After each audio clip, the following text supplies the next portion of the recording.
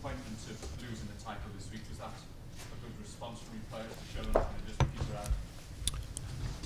It's a response that we expected, in the sense that I don't think, I've been saying for weeks and weeks that this football club now has got to a point where it's obligated to win football matches, regardless of whether there's anything on the game. And we want to secure second place mathematically as soon as we possibly can. And if we can manage to do that with a couple of games to go, that doesn't negate the importance of those last two games anyhow. So it's not necessarily about having a response. I think we all expected Manchester United to get over the line at some point.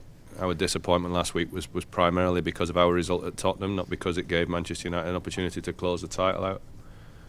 And we came into this one today, and we didn't expect anything different from the group of boys that we've got, to be honest with you, but to go out there and produce a performance. The intensities that have been there in training this week, the focus has been there. It felt like a normal game.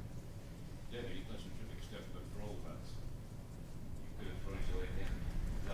Is that a concern, and perhaps a bit too typical of how the season's gone?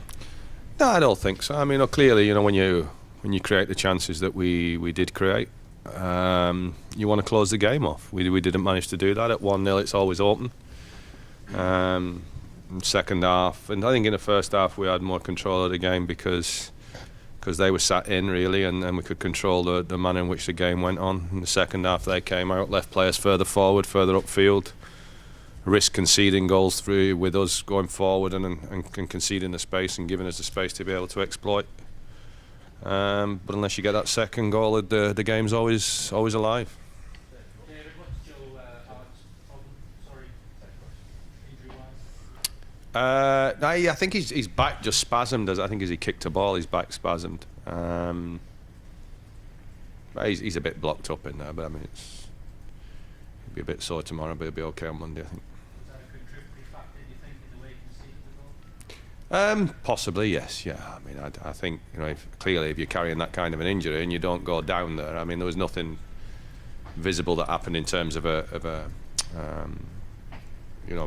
being involved in something. I think it just, as he kicked the ball, his back's just spasmed. But if you look at the ball when it's gone in, he can't really get down to it low, so I would have thought so. Most keepers, because they're throwing themselves about left, right and centre during the week, will have issues in and around things like that. I mean, it's not that much of an issue. It's a 24-hour thing, really, that's all.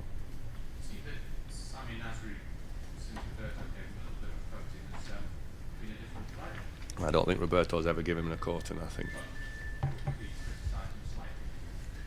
No, I don't think he publicly criticised him slightly. He talks in general, and you as the media decided to attach that to one person rather than the generalisation that it is. So, yes, but that's like an English person saying, "I'd like to give him a kick up the backside." That you wouldn't have written that in the manner that you did write it, would you? If it had said that, but that's just an Italian phrase. He has been playing well. Correct, he has. Yeah.